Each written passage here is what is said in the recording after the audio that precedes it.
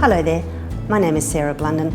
I'm a sleep researcher and clinical psychologist, and I work with parents, teens and children and their families around sleep. Here are some helpful tips around sleep in teenagers.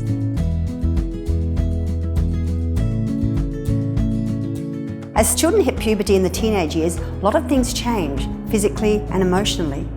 One other thing that changes significantly during those years is sleep. There are two main things that make sleep a problem in the teenage years. The first is social reasons.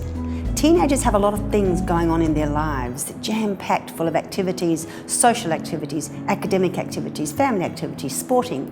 Some of them even get part-time jobs and they start to learn to drive. Sleep is low on the priority list in these children. At bedtime, this is one of the only times in the day when teenagers are on their own and able to calm down, and often they use that time in their bedroom to communicate with their friends, use social media, use the internet.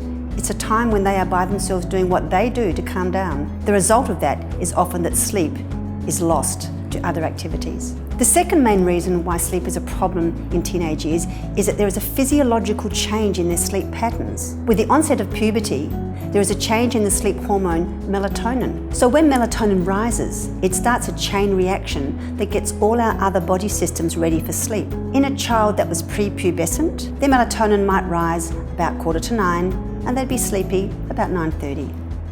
For a teenager, that delays. Melatonin can start rising at 10 o'clock, 10:30, 11 o'clock, sometimes even later, which means that sleepiness and sleep onset doesn't start until much later. So they go to bed later. They're not tired. Or they go to bed at the time that the clock says they should be in bed and the time that mum and dad say to go to bed, but they're just not tired. So what will they do? They might lie in bed waiting to get to sleep, which can be very stressful. Or they might engage in social media. They're probably going to connect with their friends. That's going to keep them awake.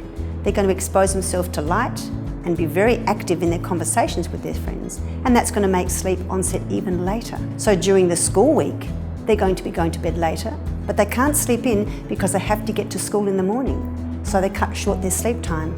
They get to school, they're inattentive, they're tired. On the weekend, because they have lost so much sleep during the week, they're likely to sleep in. They won't be tired enough on Saturday night to go to sleep at a reasonable time because they haven't been awake for long enough. They've slept in too long.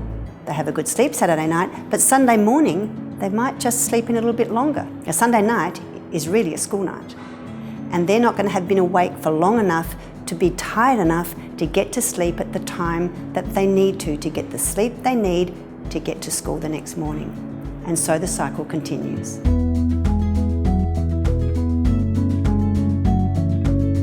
So there are four main areas that are affected when teenagers don't get enough sleep. The first is cognition. They won't be learning, remembering, concentrating as well as if they did get good sleep. And at that time of their lives, it's very important that they get good grades. The second area is emotions. During the teenage years, there is a very high incidence of depression and anxiety. And there's also a very high incidence of poor sleep. They are very related in all the research. It's not surprising that our teenagers who don't sleep well feel worse. The third area is behaviour. When we don't sleep well, risk-taking activity increases, aggression increases, frustration increases. And finally, the fourth area that doesn't go well when teenagers don't sleep is physical activity. They're less likely to engage in physical activity. They're more likely actually to withdraw. Their physical appearance changes. They're more likely to be obese, have more accidents, and to get sick more often.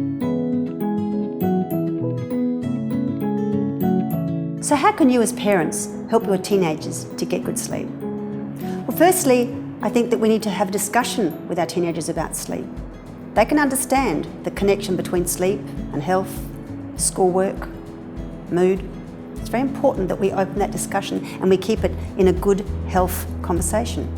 We can also make rules around their sleep, around their social media exposure at night time, around their screen exposure at night time. These are all detrimental to their sleep.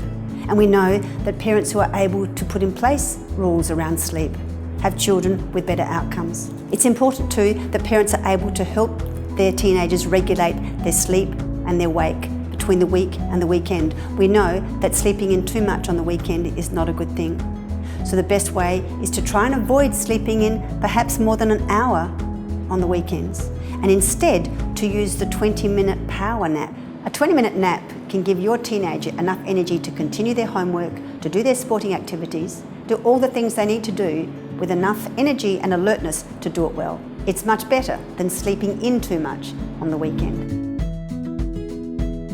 So in summary, sleep in teenagers is really important for their mental health, their physical health and their development. As teenagers hit puberty, they change physically, emotionally, and their sleep also changes. We need to accommodate that. Good sleep hygiene is important for teenagers, including reducing screen time, keeping levels of light low, not sleeping in too much on the weekend. Negotiating those rules with your adolescent is very important, and making them be part and engaged in their sleep habits. If you think your teenager has a sleep problem, seek help. There is good help available for teenagers' sleep.